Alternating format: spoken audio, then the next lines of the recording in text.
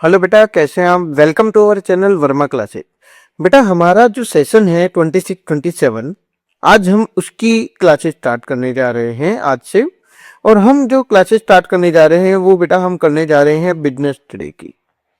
ठीक है बेटा, बिजनेस स्टडी का जो सब्जेक्ट है ये वैसे तो काफी इजी सब्जेक्ट है, लेकिन क्या होता है सम टाइम इसमें काफी प्रॉब्लम्स आती हैं बच्चे को, और जो प्रॉब्लम्स आती हैं उसका रीजन है केस स्टडी। बेटा, कहने के लिए केस स्टडी बहुत आसान है, आपने 11th क्लास में भी की है, लेकिन यहाँ पे जो केस स्टडी है वो कॉन्सेप्चुअल है। एक या दो चैप्टर की मिला के, 2 से 3 चैप्टर्स की मिला के केस स्टडी आ जाती है, और इसी वजह से बच्चा कई बार कंफ्यूज हो जाता है। वैसे अगर हम बाकी चीजें देखें तो ये बहुत ही आसान सब्जेक्ट है। अगर आपने कॉन्सेप्ट समझ लिया तो आप इसको इजिली क्रैक कर सकते हो और बहुत ही ज्यादा अच्छा स्कोर कर सकते हैं, जो कि आपके परसेंटेज को भी इंप्रूव करता है। बेटा, क्लासेस स्टार्ट करने से पहले मैं आपको थोड़ा बिजनेस स्टडी के कोर्स के बारे में बता दूं। 12th क्लास में बेटा बिजनेस स्टडी के अंदर 12 चैप्टर, ठीक है, वो 12 चैप्टर्स में आपके जो बुक है वो दो पार्ट्स में कैटेगराइज है। बेसिकली सबसे पहली आपकी पार्ट ए एंड सेकंड है पार्ट बी। पार्ट ए और पार्ट बी में सर क्या डिफरेंस है?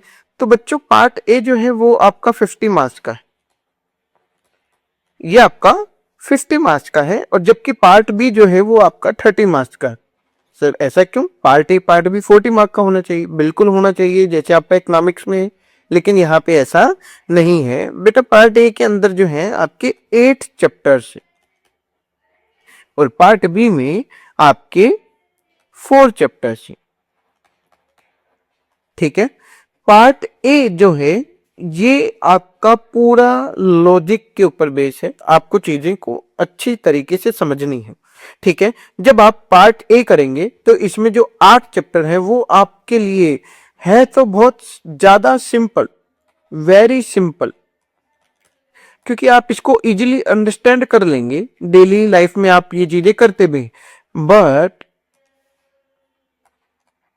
But not easy. सर ये क्या बात हुई, आपने तो दिल तोड़ दियो। यस बच्चों, ये बहुत ही सिंपल है, आप आसानी से समझ जाएंगे। जैसे ही आप कॉन्सेप्ट पढ़ेंगे आपको तुरंत समझ आ जाएगा, लेकिन ये इजी नहीं है। इजी क्यों नहीं है? अगर हम पेपर के पॉइंट ऑफ व्यू से देखें तो इसके अंदर अगर आपका कॉन्सेप्ट स्ट्रॉन्ग नहीं है तो आप केस स्टडी को ठीक से क्रैक नहीं कर पाएंगे। इसीलिए सिंपल है क्योंकि आसानी से समझ आ जाता है। इजी इतना नहीं है, क्यों कि अगर आपका बेस नहीं है तो आप इसको नहीं ठीक कर पाओगे केस स्टडी को।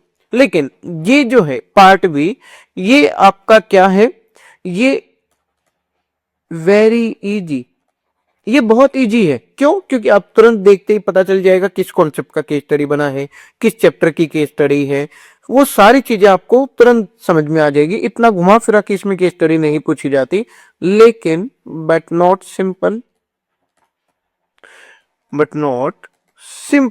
ये जो है सिंपल नहीं है। सर सिंपल क्यों नहीं है? क्योंकि बच्चों, यहाँ के जो केस स्टडी क्वेश्चन आएंगे उसमें आपको थोड़ा सा ट्रिकी वर्ड्स समझने पड़ेंगे। आप जब यहाँ पे चैप्टर्स करेंगे तो आपको डीमेटलाइजेशन, डीमेट के बारे में पता चलेगा, फाइनेंशियल डिसीजन के बारे में पता चलेगा, जो अभी तक आपने नहीं सुना है। तो इसीलिए ये सिंपल नहीं है, क्योंकि इसके अंदर कुछ टिपिकल टर्मिनोलॉजी आएंगी जो आपको थोड़ा सा रटना भी पड़ सकता है। बस इतना ही डिफरेंस है, बाकी सब ठीक है। आप बहुत अच्छे तरीके से इस सब्जेक्ट को कर सकते हैं। हमारी क्लासेज में सारे कॉन्सेप्ट क्लियर करवाए जाएंगे। हम हर कॉन्सेप्ट के साथ केस स्टडी करेंगे, सारे चैप्टर हो जाएंगे, हम उसके बाद चैप्टर वाइज केस स्टडी करेंगे, हम पेपर्स डिस्कस करेंगे, पेपर सॉल्व करेंगे। तो यहाँ पे आपका जो ये कोर्स है हमारा करीब करीब 4 मंथ के अंदर आपका कंप्लीट हो जाएगा। 4 मंथ्स में आपका कोर्स कंप्लीट हो जाएगा। देन उसके बाद आपकी इकोनॉमिक्स की क्लासेज स्टार्ट कर दी जाएंगी। तो आप ये मान के चलिए 4 महीने में, जब तक आपका स्कूल स्टार्ट होगा, आपकी गर्मी की छुट्टियां होंगी, उसमें आपकी इकोनॉमिक्स की क्लासेज भी आनी शुरू हो जाएगी, और आपकी इकोनॉमिक्स की क्लासेज भी साथ साथ शुरू कर देंगे। तो आपका 4 मंथ में आप मान के चलिए बीएसटी कंप्लीट हो जाएगा। इकोनॉमिक्स का भी काफी हद तक चीजें हम कवर अप कर लेंगे।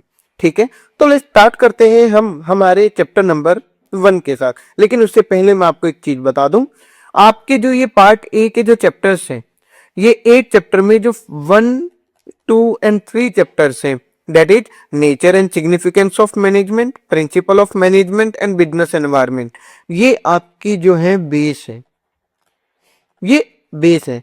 देन चैप्टर नंबर 4 टू 8 जो 5 चैप्टर है, ये फंक्शन ऑफ मैनेजमेंट है, जो कि आप चैप्टर 1 के अंदर थोड़ा सा डिस्कस करेंगे। तो यहां पे अगर आपका ये 1, 2, 3 ये कवर अच्छे से हो गया, यानी आपका बेस अच्छे से बन गया, तो आपको बाकी सारे 12 चैप्टर्स में कोई भी दिक्कत किसी भी तरह की नहीं मिलेगी।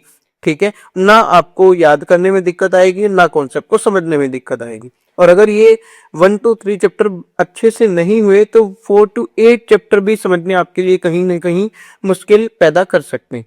ठीक है, तो हम 1 by 1 सारे चैप्टर्स को करते हैं, और जिसमें हम सबसे पहले स्टार्ट करते हैं चैप्टर नंबर 1 के साथ, जो कि है nature and significance of management. ठीक है, चलिए तो चलिए बच्चों, अब हम स्टार्ट करते हैं हमारा chapter number 1, that is nature and significance of management. ठीक है, देखिए बच्चों, nature and significance of management मतलब मैनेजमेंट का नेचर एंड सिग्निफिकेंस क्या है, ये जानने से पहले आपको ये जानना पड़ेगा कि मैनेजमेंट होता क्या है। देखो, सिंपल सी बात है, आप किसी भी चीज की इंपॉर्टेंस जानना चाहते हैं या उसका स्वभाव जानना चाहते हैं, तो सबसे पहले आपको यह समझना पड़ेगा कि वो चीज क्या है। राइट, अगर आप मेरी इंपॉर्टेंस या मेरे स्वभाव के बारे में जानना चाहते हैं, तो सबसे पहले आपको मुझे जानना पड़ेगा। राइट, हाँ सर, बिल्कुल बात सही है। तो यहीं से आपका फर्स्ट कॉन्सेप्ट आता है, दैट इज मीनिंग या कॉन्सेप्ट ऑफ मैनेजमेंट। देखिए, मैनेजमेंट के अंदर 3 चीजें आती है। पहला मैनेज, दूसरा मैन, तीसरा टी। टी माने थिंग्स। मैनेज का मतलब होता है बेटा मैनेज करना। मैन्स का मतलब होता है यहाँ पे पीपल। मैन्स का मतलब होता है पीपल, एंड थिंग्स माने आप जो भी इक्विपमेंट, जो भी चीजें आप यूज कर रहे हैं ऑर्गेनाइजेशन में या अपने काम को करने के लिए, वो सब आपका थिंग्स के अंदर आती है। जब हम इन सबको जोड़ देते हैं तो आपका बनता है मैनेजमेंट, यानी मैनेज करना किसको, जो आपके पीपल है एंड जो आपके ऑर्गेनाइजेशन में इक्विपमेंट है, इन सबको कोरिलेट करना, एक तरह से आप उसको बोल सकते हैं मैनेजमेंट।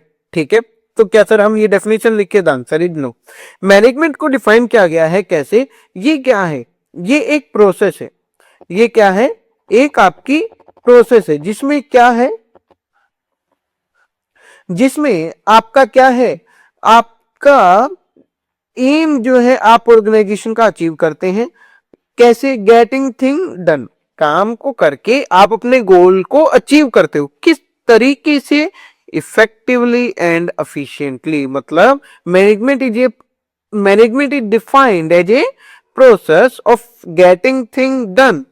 कैसे, with aim of achieving goal effectively and efficiently. मतलब एक ऐसी प्रोसेस जिसमें हम ऑर्गेनाइजेशन के गोल को इफेक्टिवली एंड एफिशिएंटली क्या कर लेते हैं, अचीव कर लेते हैं, उसको क्या बोला जाता है, मैनेजमेंट बोला जाता है। लेकिन यहां पे एक इंपॉर्टेंट चीज है, क्या, इफेक्टिवली एंड एफिशिएंटली। इफेक्टिवली का मतलब होता है बच्चों आपका विद इन टाइम, और एफिशिएंटली का मतलब होता है विद इन कॉस्ट। ठीक है, टाइम के अंदर और कम से कम कॉस्ट में आप जब किसी काम को करते हैं, उसको मैनेजमेंट बोला जाता है। इसमें 3 आपके वर्ड्स हैं जो कि बहुत जरूरी हैं, और अगर उनमें से कोई भी चीज नहीं होगी तो मैनेजमेंट नहीं होगा। जिसमें सबसे पहला है प्रोसेस, दूसरा इफेक्टिवनेस, तीसरा एफिशिएंसी। प्रोसेस का मतलब क्या होता है, मतलब activity that management perform to get thing done. वो सारी एक्टिविटी जब मैनेजमेंट करने के दौरान हम परफॉर्म करते हैं, उसको बोला जाता है प्रोसेस। अब जब भी हम किसी चीज को मैनेज करते हैं तो हम 5 चीजें करते हैं। सबसे पहले आप क्या करते हो, प्लान करते हो, प्लानिंग। कोई भी काम को करना है तो उसके लिए पहले सोचते हो, प्लानिंग करते हो। फिर आप उसको ऑर्गेनाइज करते हो। ऑर्गेनाइज करने के बाद आप देखते हो कि अरे मुझे लोगों की जरूरत है, आप लोगों को हायर करते हो, उसको बोलते हैं स्टाफिंग। जब आपने लोगों को हायर कर लिया तो ऐसा थोड़ी है कि आप उनको कुछ बताओगे नहीं, वो अपना आप काम करते रहेंगे। नहीं सर, उनको बताना पड़ेगा, डेट इज डायरेक्टिंग। फिर जब आपने बता दिया उनको काम कैसे करना है, तब आप ये भी तो चेक करते हो कि वो ठीक से काम कर रहे हैं या नहीं कर रहे। That is called controlling. हाँ सर, तो यही बच्चे आपके 5 चैप्टर हैं, चैप्टर नंबर 4, 5, 6, 7 एंड 8। ठीक है, और यही आप आगे डिटेल में पढ़ेंगे। इसका मैं थोड़ा सा आपको बेसिक बता देता हूं। प्लानिंग का मतलब होता है थिंकिंग इन एडवांस। एडवांस में सोचना, क्या करना है, कब करना है, कैसे करना और किससे करवाना है, उसको प्लानिंग बोलते हैं। फिर ऑर्गेनाइजिंग। ऑर्गेनाइजिंग का मतलब अब चीजें प्लान कर ली तो आप चीजों को ऑर्गेनाइज कर दो, सेग्रीगेट कर दो अकॉर्डिंग टू देयर नेचर, और फिर सही पर्सन को उसको हैंड ओवर कर दो, और ताकि वो काम को कर ले। फिर अगर कोई पर्सन की कमी है, हमारे पास लोगों की कमी है, तो हम लोगों को हायर करते हैं, उसको बोलते हैं staffing, putting people on job. अब जब आपने लोगों को हायर कर लिया, तब आप क्या करते हो, उसको डायरेक्शन देते हो कि भाई ये काम कैसे करना है, ये ऐसे करना है, ये वैसे करना है, क्या काम करना है, क्या नहीं करना है, ये सब डायरेक्शन आप जब उनको देते हो, इसको बोला जाता है डायरेक्टिंग। क्या बोला जाता है? डायरेक्टिंग। एंड जब आपने उनको डायरेक्शन दे दी तो आप ये भी चेक करते हो कि वो सारी चीजें सही तरीके से कर रहे हैं या नहीं कर रहे, इसको बोला जाता है कंट्रोलिंग। Is that clear? हाँ sir.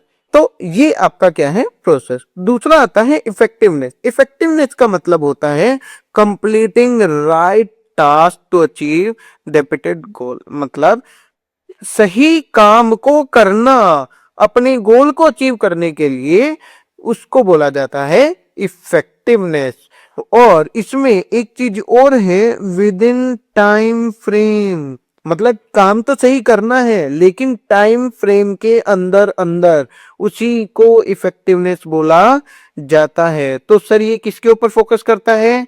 Doing the things, right things. ठीक है, डूइंग द राइट थिंग्स मतलब सही चीज को करने के ऊपर फोकस करता है। Okay, and third one is efficiency. Efficiency का मतलब होता है completion of task correctly using minimum resources. कम से कम रिसोर्सेज को यूज करके अपने टास्क को अचीव करना, ये क्या बन जाता है आपका एफिशिएंसी। और एफिशिएंसी बोलता है डूइंग थिंग्स राइटली, काम को सही तरीके से करना। अब मैं इसको आपको एक बहुत ही आसान एग्जांपल के साथ समझाता हूं। देखिए बच्चों, जैसे कि आपका काम है एग्जाम देना, ठीक है, पढ़ाई करना, और आपको पास होना है अच्छे नंबर से।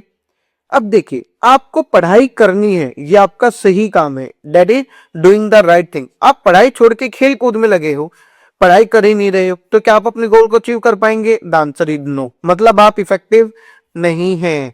ठीक है, दूसरी तरफ पास होना, ये आपका गोल है अच्छे नंबर से, हाँ सर, लेकिन आप पढ़ाई करके पास नहीं हो रहे हो, आप चीटिंग करके पास हो रहे हो, तो पास तो हो गई, गोल तो अचीव कर लिया, लेकिन क्या आपका तरीका सही था? The answer is no.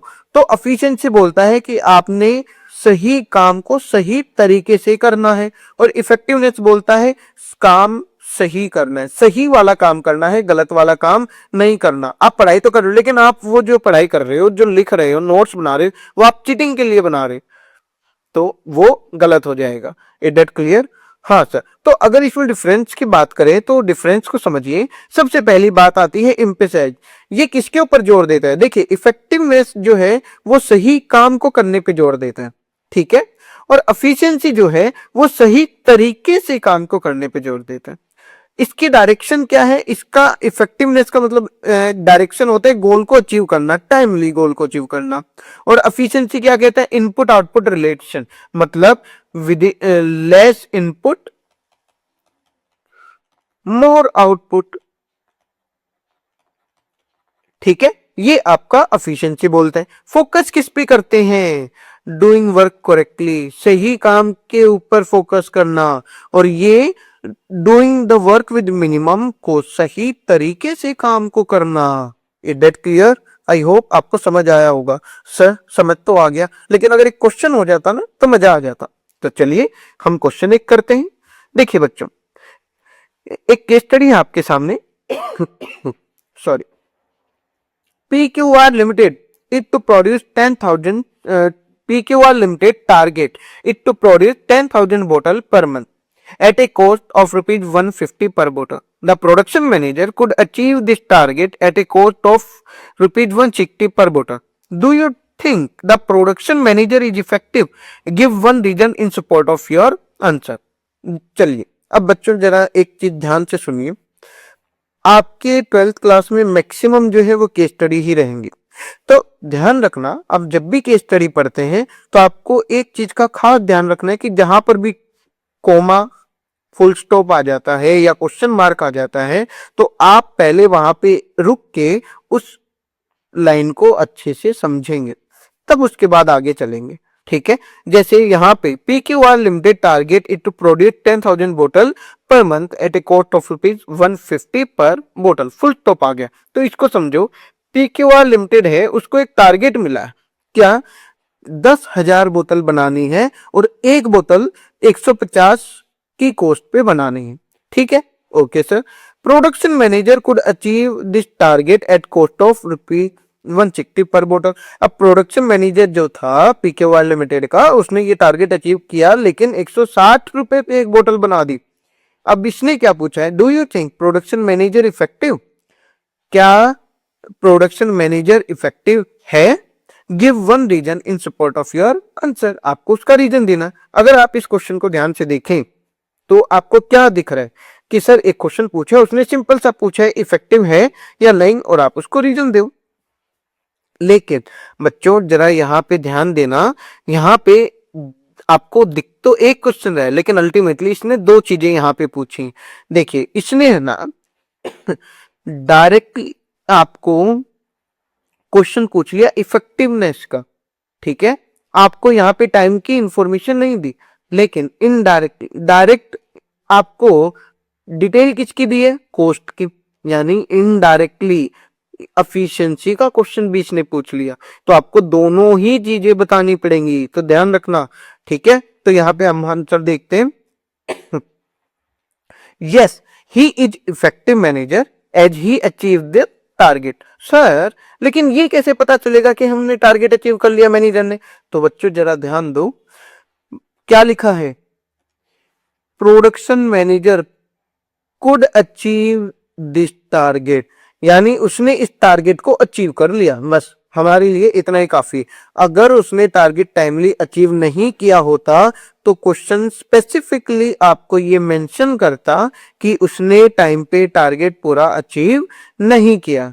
Okay, चलिए तो लेकिन यहां तक तो समझ आए, yes he is effective manager at he achieve the target, but he is not efficient. वो क्या नहीं है, एफिशिएंट नहीं है। क्यों?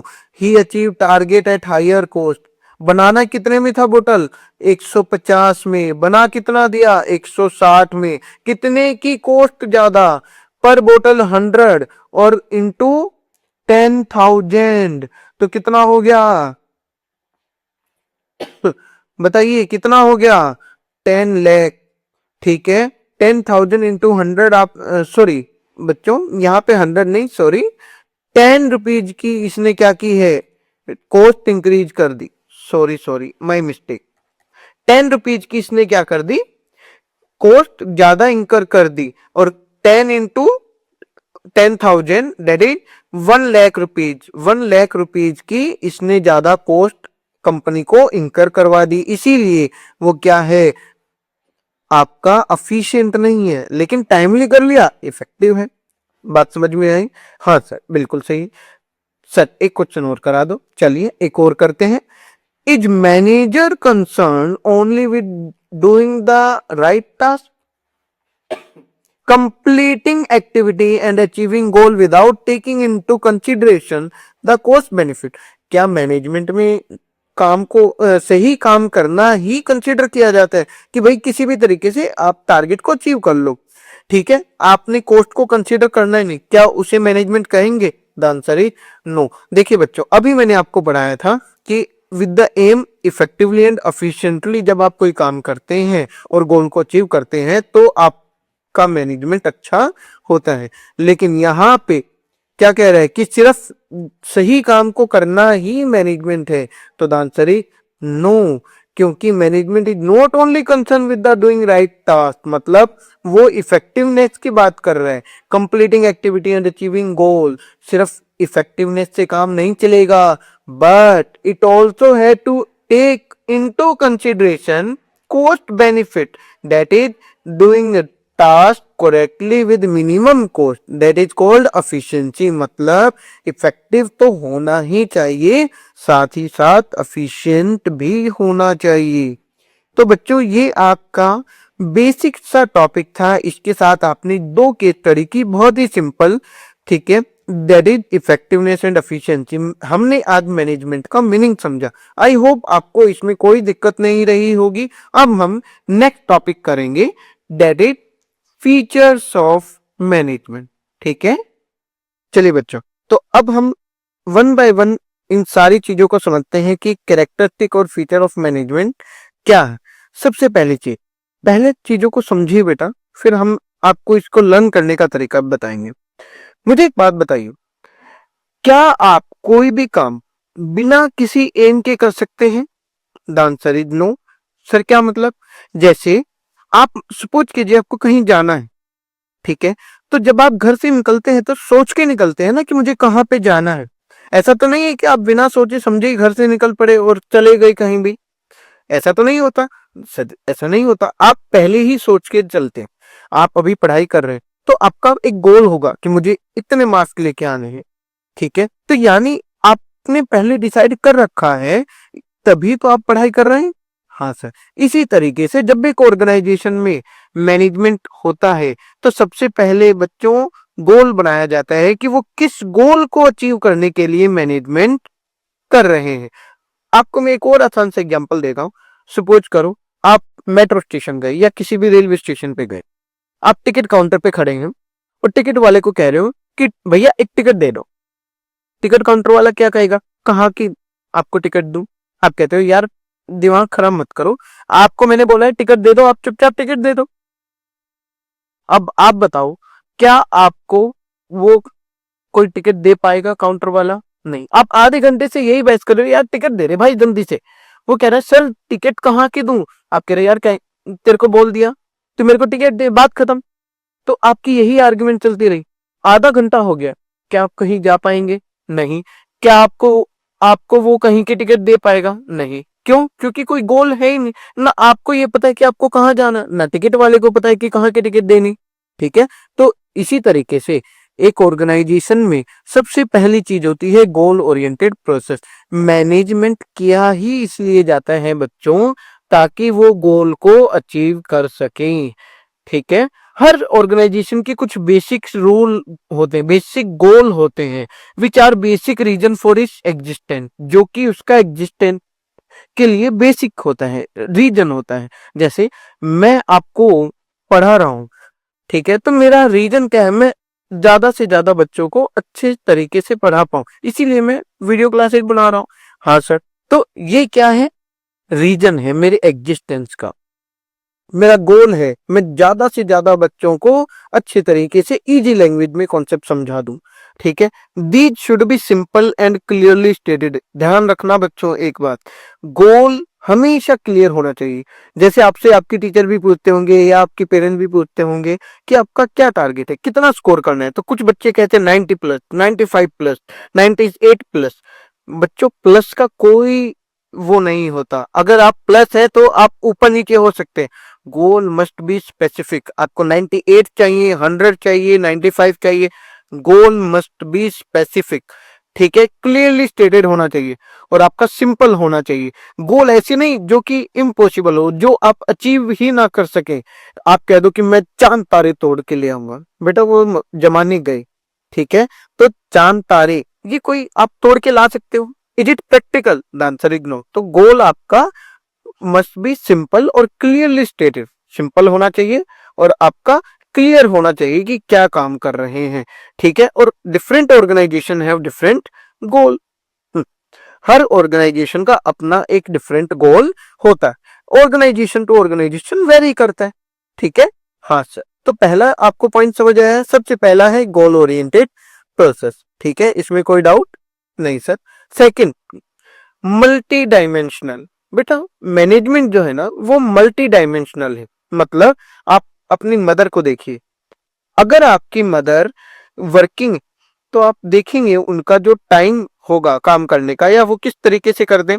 अर्ली मॉर्निंग उठना, बच्चों को स्कूल के लिए रेडी करना, लंच आपका बनाना, ब्रेकफास्ट आपका बनाना, आपको ब्रेकफास्ट करवा के स्कूल भेजना, खुद ऑफिस जाना, पापा का टिफिन पैक करना, घर को मेंटेन करके रखना, फिर नाइट में डिनर बनाना, आपके साथ टाइम स्पेंड करना, सारे काम करते हैं।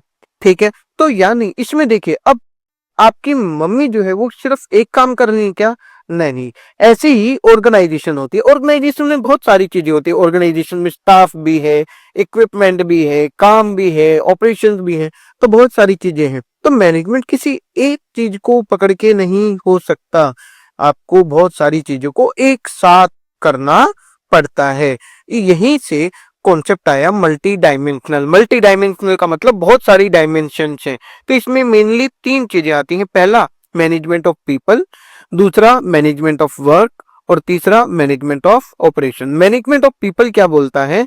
People are greatest asset of an organisation, they are dealt as an individual having different need and behaviour and some time as a part of a group. अब देखिए, आपके ऑर्गेनाइजेशन में 50 लोग हैं, हर पर्सन का अपना एम होता है, अपनी नीड होती है, अपना बिहेवियर होता है। उन सबको एक साथ मैनेज करना भी मैनेजमेंट है। अदरवाइज हर कोई एक दूसरे से लड़ने लग जाएगा तो उनकी लड़ाई खत्म नहीं होगी, आपकी ऑर्गेनाइजेशन खत्म हो जाएगी।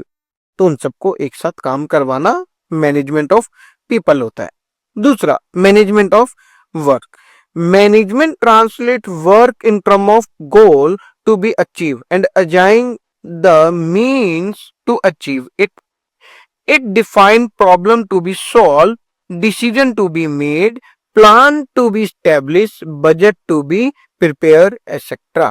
वर्क क्या होता है? बहुत सारी चीजें होती है। आपको कोई भी काम करना है, आज आपने चैप्टर 1 को कंप्लीट करना है, ये भी तो क्या है? एक काम है। अब आप इसको कैसे करते हैं? इसको बोलते हैं मैनेजमेंट ऑफ वर्क। इसके अंदर आपका क्या क्या चीजें आती हैं? आप कुछ डिसीजन बनाते हो, आप प्लान करते हो कि मैंने किस तरीके से किस टाइम पे पढ़ना है, किस तरीके से पढ़ना है, कितना पढ़ना है, कैसे नोट्स बनाने हैं, कितने टाइम में चैप्टर को कंप्लीट करना है। तो ये सारी चीजें, और ये मुझे इसके लिए क्या क्या रिसोर्सेज लगेंगे, एसेक्ट्रा एसेक्ट्रा, ये सारी चीजें आप अपने पर्टिकुलर काम को पूरा करने के लिए कर रहे हैं, इसीलिए इसको बोला जाता है मैनेजमेंट ऑफ वर्क। ठीक है, तीसरा आता है मैनेजमेंट ऑफ ऑपरेशन। क्या आता है? Management of operation. Management of operation क्या कहता है? एनी ऑर्गेनाइजेशन आइदर प्रोडक्ट और सर्विस टू प्रोवाइड। कोई भी ऑर्गेनाइजेशन, चाहे वो प्रोडक्ट दे रही हो यानी गुड्स दे रही है, या कोई सर्विस दे रही है, जैसे मैं आपको सर्विस दे रहा हूं, so this function involve both management of work and management of people. तो ऑपरेशन की बात जब होती है तो बच्चों इसमें सारी चीजें आ जाती हैं। पीपल, जैसे मान लीजिए मैं हूं, मेरे साथ स्टूडेंट्स हैं, तो मैं उन सबको मैनेज करके पढ़ा रहा हूं। और वर्क क्या है? पढ़ाना। तो मैं किस तरीके से पढ़ा रहा हूं, आपके सामने नोट्स है, मैं इसको किस तरीके से बनाया, आपको समझाने का तरीका, आपको हर एक चीज क्लियरली समझ आ जाए, इजीली समझ आ जाए, इन सब चीजों को जब मैं एक साथ मिला देता हूं और फिर मैं मैनेजमेंट करता हूं, तो उसको बोला जाता है मैनेजमेंट ऑफ ऑपरेशन। तो ये तीनों चीजें आती है मल्टी डायमेंशनल में। बच्चों ये काफी इंपॉर्टेंट है, इसके कई बार इंडिविजुअल क्वेश्चन भी आ जाता है कि मल्टी डायमेंशनल मैनेजमेंट कैसे है, तो आपको ये तीनों पॉइंट मेंशन करने पड़ेंगे। ये कई बार 3 नंबर में आ जाता है। ठीक है, इसके बाद नेक्स्ट आता है ऑल परवेसिव। ऑल परवेसिव का मतलब क्या होता है? हर जगह होना। Activity involved in managing an enterprise are common to all organization at all place, whether economic, social, political या पेट्रोल पंप हो, हॉस्पिटल हो, स्कूल हो, एक्सेट्रा हो। ठीक है, हर जगह मैनेजमेंट लगता है। सर थोड़ा एग्जांपल से बताओ ना। बच्चों एक बात बताओ, क्या आपके घर में चीजें मैनेज होती हैं? हाँ सर। क्या आपके स्कूल में चीजें मैनेज होती हैं, मैनेजमेंट लगता है? हाँ सर बिल्कुल लगता है, नहीं तो प्रिंसिपल डांट लगाते हैं। और घर में सर मम्मी पापा तो धुलाई कर देते हैं। अच्छा, आप जब खेलते हो तब मैनेजमेंट होता है? बिल्कुल। आप कहीं पार्टी में जाते हो, मैनेजमेंट होता है। हाँ सर। आप कहीं फंक्शन में जाते हो, या आप किसी स्कूल की तरफ से कहीं कंपटीशन में पार्टिसिपेट करते, क्या वहां पे मैनेजमेंट होता है? यस। तो कहने का मतलब क्या है, मैनेजमेंट हर जगह होता है। अगर मैं आसान शब्दों में कहूं तो देखिए, ऑर्गेनाइजेशन चाहे छोटी हो या बड़ी हो, प्राइवेट हो या पब्लिक हो, प्रॉफिट मेकिंग हो या नॉन प्रॉफिट मेकिंग हो, सर्विस सेक्टर हो या गुड प्रोडक्ट सेक्टर हो, हर जगह मैनेजमेंट होता है। कोई भी सेक्टर बिना मैनेजमेंट के काम नहीं कर सकता। That's why it is called all pervasive. ये क्या होता है? ऑल परवेसिव, हर जगह एप्लीकेबल होता है। नेक्स्ट आता है इनटेंजिबल फोर्स। इनटेंजिबल फोर्स का मतलब होता है जो दिखाई नहीं देता। अच्छा मुझे एक बात बता, क्या आप घर में उल्टा बोलते हो बड़ों को? नहीं सर। क्यों? क्योंकि सर अगर पापा ने सुन लिया या मम्मी को पता चल गया तो जो हमारी पिटाई होगी खतरनाक वाली, इसलिए हम नहीं बोलते, हम सबकी रिस्पेक्ट करते हैं। मुझे एक बात बताओ, क्या आपको वो पिटाई दिखाई दे रही है? नहीं सर, लेकिन फील हो रही है क्योंकि हमारी पिटाई होती है। वैसे ही आप सोचिए, आप अभी पढ़ाई कर रहे हैं। आप पढ़ाई क्यों कर रहे हैं? क्योंकि एक डर है, अगर हम पढ़ाई नहीं करेंगे तो मार्क्स कम आएंगे। अब मार्क्स कम आएंगे तो सोसाइटी हमारा मजाक उड़ाएगी। वो मजाक आपको दिखाई दे रहे हैं? नहीं, लेकिन आप फील कर सकते हो कि कितना एम्बेरेसिंग होगा अगर मार्क्स कम आए। तो ऐसे ही एक ऑर्गेनाइजेशन में जब लोग काम करते तो उनको डर रहता है, अगर काम गलत हुआ तो डांट भी पड़ सकती है। Management can not seen but it presence can be felt in the way of organisation function. Management जो है आपको दिखाई नहीं देता, लेकिन आप उसको फील कर सकते हैं, महसूस कर सकते हैं। That's why it is called intangible. Intangible का मतलब होता है जिसको आप देख नहीं सकते, टच नहीं कर सकते। नेक्स्ट आता है कॉन्टिन्यूस प्रोसेस। कॉन्टिन्यूस प्रोसेस का मतलब होता है जो लगातार होते रहे। बच्चों, आज आप ट्वेल्थ के लिए पढ़ाई कर रहे हैं, ट्वेल्थ होने के बाद क्या आप मैनेजमेंट नहीं करोगे? The answer is no sir, करना पड़ेगा। क्यों? क्योंकि ट्वेल्थ के बाद आगे करना पड़ेगा पढ़ाई। हाँ सर। तो जब आगे आप पढ़ाई करोगे तो मैनेजमेंट दूसरे तरीके से करोगे। तो कहने का मतलब क्या है, मैनेजमेंट जो है, आपकी एक एक्टिविटी के लिए आपने मैनेजमेंट किया, जैसे ही वो एक्टिविटी खत्म, नेक्स्ट एक्टिविटी के लिए मैनेजमेंट स्टार्ट हो जाएगा। तो मैनेजमेंट क्या है? एक कॉन्टिन्यूस प्रोसेस है। मतलब it is a continuous and composite but separate function. मतलब like planning, organising, staffing, directing and controlling, all the function of management are perform simultaneously. बच्चों, मैनेजमेंट क्या है? काफी सारे आपके सेपरेट फंक्शन का कॉम्बिनेशन है। आप जब भी कोई काम करते हो तो पहले प्लान करते हो, फिर आप ऑर्गेनाइज करते हो, स्टाफिंग करते हो, डायरेक्टिंग करते हो, कंट्रोलिंग करते हो। मतलब जब कंट्रोलिंग की, अब यहाँ पे देखिए, जब आप कंट्रोलिंग करते हो और आपको पता चला अरे बाप रे यहाँ तो गलती हो गई, फिर आप दोबारा से उसको ठीक करते हो। ठीक करने के लिए दोबारा फिर planning, organising, staffing, directing, controlling, यानी ये प्रोसेस क्या है? चलती रहती है। तो इसीलिए मैनेजमेंट क्या है? एक कॉन्टिन्यूस प्रोसेस है। इसके बाद नेक्स्ट आता है डायनामिक। डायनामिक का मतलब होता है जो चीजें बदलती रहती हैं, चेंजेबल होती।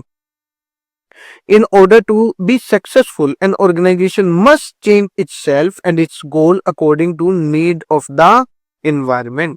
बेटा, अगर किसी ऑर्गेनाइजेशन को सक्सेस होना है तो उस ऑर्गेनाइजेशन को कस्टमर या एनवायरनमेंट की नीड के अकॉर्डिंग अपने आप को चेंज करना पड़ेगा। सर कैसे? एक एग्जांपल दीजिए। देखिए बच्चों, मैं पहले ऑफलाइन पढ़ाता था, लेकिन अब डिमांड क्या है, अब ट्रेंड क्या है? डिजिटल का ट्रेंड है। तो मैं अब ऑनलाइन प्लेटफॉर्म पे भी हूं। अगर मुझे ग्रो करना है तो मुझे ऑनलाइन भी आना पड़ेगा। ठीक है। तो ये क्या है? Dynamic. According to need of the environment मैंने अपने आप को क्या कर लिया? चेंज कर लिया। इसी को बोलते हैं डायनामिक। एक ऑर्गेनाइजेशन को अगर अपने गोल को अचीव करना है तो इन्वायरमेंट की नीड, सोसाइटी की नीड के अकॉर्डिंग उसको अपने अंदर चेंजेस लाना चाहिए। इसका मैं आपको एक और बहुत ही बेसिक एग्जांपल देता हूं। बच्चों, पहले की जो कंपनियां होती थी उसमें सारा मैनुअल वर्क होता था, लेकिन जैसे जैसे टेक्नोलॉजी अपग्रेड हुई, अब चीजें कैसे हो गई? डिजिटल हो गई। तो जब चीजें डिजिटल हो गई तो मैनुअल का सिस्टम खत्म हो गया, अब कंप्यूटर आ गए। तो अगर कोई कंपनी आज भी मैनुअल काम करती है तो रिकॉर्ड भी नहीं मिलते उनके। तो इसी को ठीक करने के लिए अब ऑर्गेनाइजेशन भी क्या हो गई? डिजिटल पे आ गए। तो ये क्या है? Dynamic, according to situation change हो जाना। ठीक है। लास्ट आता है आपका ग्रुप एक्टिविटी। ग्रुप एक्टिविटी का मतलब क्या होता है, आप जब भी मैनेजमेंट करते हैं तो आप अकेले मैनेजमेंट नहीं कर सकते। फॉर एग्जाम्पल, आप पढ़ाई करें, आपको कोई डाउट आ गया, लेकिन अगर आपको टीचर हेल्प ही ना करे तो क्या आप कर पाओगे? नहीं। कोई आपकी हेल्प नहीं करने वाला है तो आप अकेले उसको नहीं कर सकते स्टडी। तो यहाँ पे आपको सामने टीचर की जरूरत है। टीचर और जब आप मिल जाते तो क्या बन गया? ग्रुप बन गया। तो that's why management is a group activity. अगर मैं ऑर्गेनाइजेशन की बात करूं तो ऑर्गेनाइजेशन में बहुत सारे मेंबर्स होते हैं जिनको काम करना होता है, और एक ऑर्गेनाइजेशन के गोल को अचीव करने के लिए मेंबर्स को मिल के काम करना पड़ता है, तभी आप गोल को अचीव कर पाते। Every member of the group has a different purpose for joining the organization, but as a member of organization they work toward fulfilling common organization goal। क्या मतलब? देखिए, एक ऑर्गेनाइजेशन, ठीक है, समझिए बच्चों, ये एक ऑर्गेनाइजेशन है, ठीक है, ये एक ऑर्गेनाइजेशन, इसमें बहुत सारे लोग काम कर रहे हैं, ठीक है, बहुत सारे लोग काम कर रहे हैं। अब इन सबका जो इस ऑर्गेनाइजेशन को ज्वाइन करने का रीजन है, जो ज्वाइन करने का रीजन है वो सबका डिफरेंट होगा, लेकिन जो ये सारे काम कर रहे हैं वो अल्टीमेटली ऑर्गेनाइजेशन के गोल को अचीव करने के लिए कर रहे हैं। तो ये क्या है? एक ग्रुप में काम कर रहे हैं। अब एक ऑर्गेनाइजेशन में देखिए, प्रोडक्शन फंक्शन होता है, मार्केटिंग फंक्शन होता है, सेल फंक्शन होता है, आपका परचेज फंक्शन होता है, फॉर एग्जाम्पल, ठीक है। अब ये सारे जो फंक्शन है सबका डिफरेंट काम है, लेकिन अगर ये एक साथ मिलके काम नहीं करेंगे तो क्या गोल को अचीव कर पाएंगे? The answer is no. इसीलिए यहाँ पे आपको ग्रुप में काम करना पड़ता है। That's why it is called group activity. ये क्या कहलाती है? ग्रुप एक्टिविटी कहलाती है। इसमें कोई डाउट? नो सर, इसमें कोई डाउट नहीं। समझ में आया? हाँ सर। आपका ये है बच्चों कैरेक्टरिस्टिक या फीचर्स ऑफ मैनेजमेंट। अब हम एक केस स्टडी के साथ देखते हैं, आपको समझ आ जाएगा। हाँ सर, देखिए, Ram and Mohan are good friend considering the fact that activity involved in managing an enterprise are common to all organization। Ram और मोहन क्या है? एक अच्छे दोस्त हैं।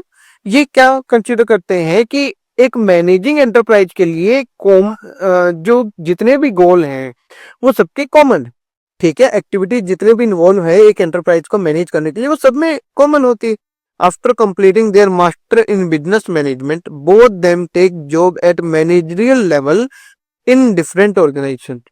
जब उन्होंने मास्टर डिग्री की तो वो डिफरेंट लेवल पे डिफरेंट कंपनी में मैनेजरियल लेवल पे चले गए। सर ये मैनेजरियल लेवल क्या होता है? बच्चों ये आप आगे पढ़ेंगे लेवल ऑफ मैनेजमेंट में, हम उसमें समझेंगे, ठीक है, okay. Organization as per their individual area of interest. Ram take marketing job. Ram ने कौन सी जॉब ली? Marketing in retail company. Ram कहाँ चला गया? एक रिटेल कंपनी में मार्केटिंग की जॉब पे चला गया। वेयर एज यहाँ पे strive to increase sale, whereas Mohan join an NGO of work diligently to realize its objective related to provide employment to specially able person। Ram ने क्या किया?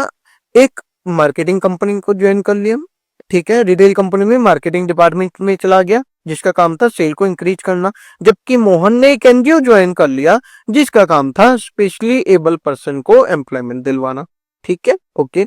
both of them have performed their series of continuous composite but separate function। दोनों अपने अपने काम कर रहे हैं, एक जैसे, मतलब सेपरेट फंक्शन है लेकिन तरीका एक ही।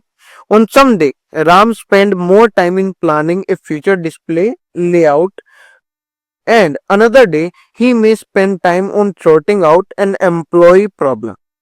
एक दिन राम क्या कर रहा था? प्लान कर रहा था कि फ्यूचर में क्या करना है, और अगले दिन उसने क्या किया? एम्प्लॉयज के प्रॉब्लम को शॉर्ट आउट किया ताकि भाई देख सके उनको क्या problem. But Ram and Mohan make conscious effort to build feeling of team spirit, ठीक है। दोनों ही क्या कर रहे हैं? एफर्ट लगा रहे हैं एक टीम स्पिरिट को बनाने में और coordinating among diverse individual with different need, और कोऑर्डिनेट कर रहे हैं इंडिविजुअल को जिनकी डिफरेंट नीड है और जो अलग अलग है, to build feeling of a team spirit, ताकि, और वो क्यों डील करें, ताकि उनको एक टीम स्पिरिट बनाए जा सके। And coordinating among, coordinating among क्या, diverse individual with different need who work under them, उनको एक साथ जोड़ के ताकि वो ठीक काम कर सके। The effect of their management is noticeable in their respective department at the target are met according to plan, और उनका जो इफेक्ट था, जो एफर्ट थे मैनेजमेंट के, वो नोटिसेबल थे। Employees happy and satisfied, and there is no order lines it functioning rather than chaos. In context of the above case, identify various features of management highlighted in the above paragraph. तो इसमें कौन कौन सी paragraph में feature है जैसा कि हमने पढ़ा।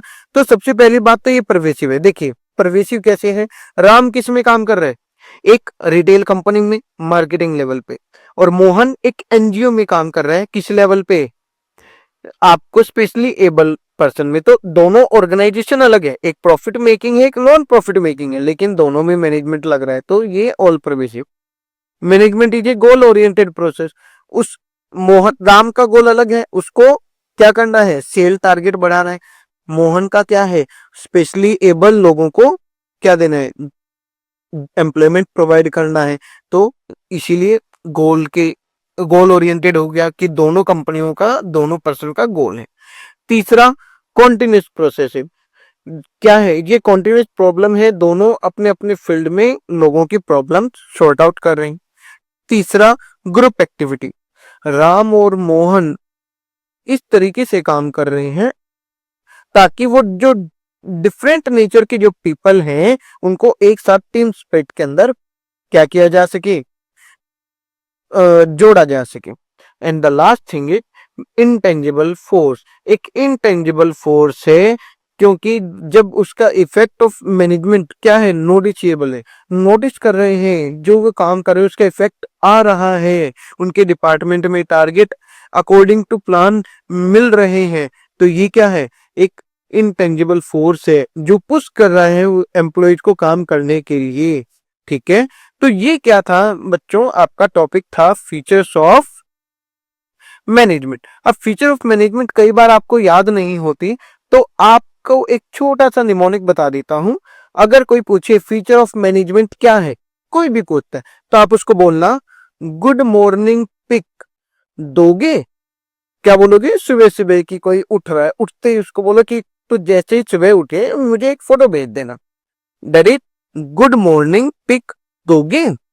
ये आप उसको बोलना गुड मॉर्निंग पिक दोगे। सर ये क्या है, देखिए बच्चों, जी माने ग्रुप एक्टिविटी, ठीक है, एम माने मल्टी डायमेंशनल, पी माने ऑल परवेसिव, आई माने इंटेंजिबल फोर्स, सी माने कॉन्टिन्यूस प्रोसेस, डी माने डायनामिक फंक्शन, जी माने गोल ओरिएंटेड प्रोसेस। ठीक है, तो यहाँ पे ग्रुप एक्टिविटी, यहाँ पे गोल ओरिएंटेड, यहाँ पे ग्रुप एक्टिविटी, यहाँ पे गोल ओरिएंटेड, आगे पीछे हो सकता है, इसमें कोई दिक्कत नहीं है। तो जब भी कोई आपसे बोले what are the feature of management, तो आप उसको क्या कहेंगे, गुड मॉर्निंग पिक दोगे।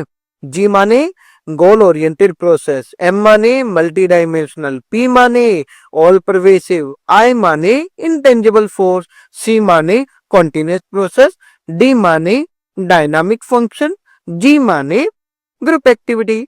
Is that clear? Okay, I hope बच्चों आपको कैरेक्टरिस्टिक ऑफ मैनेजमेंट समझ आ गया होगा। नेक्स्ट क्लास में हम इसके आगे का टॉपिक करेंगे, that is importance and objective of management. तो आज के लिए हम इतना ही रखते हैं, बाकी हम करेंगे नेक्स्ट क्लास में। Okay, bye bye, take care.